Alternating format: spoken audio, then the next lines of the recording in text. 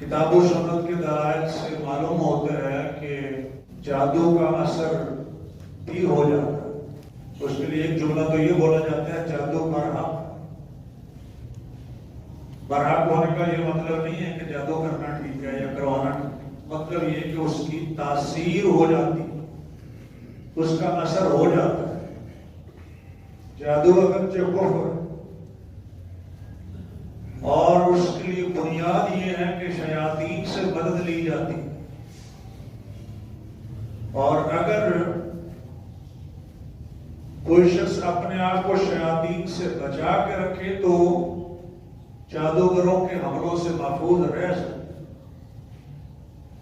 الا یہ کہ کسی کو اللہ نے آزمانا ہو تو اور بات،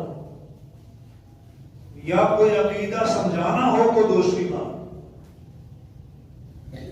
ورنہ کتاب و سنت میں ایسے اوراد و وظائف بتائے گئے ہیں کہ جن کی اگر پابندی کی جائے تو بإذن ہی تعالی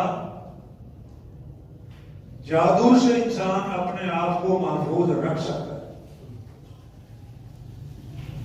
اور اگر اس کا اثر نہ ہوتا تو نبی علیہ السلام یہ اوراد و وظائف نہ بتاتے۔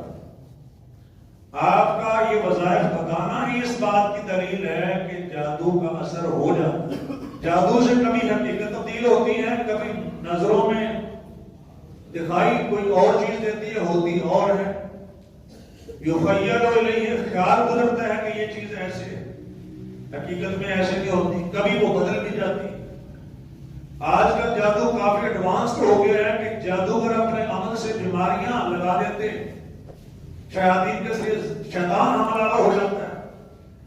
انی مثل الشیطان بنصب و عذاب، اور اس بنا پر مومنوں کی آزمائش ہو سکتی ہے شیطانی حملوں کی۔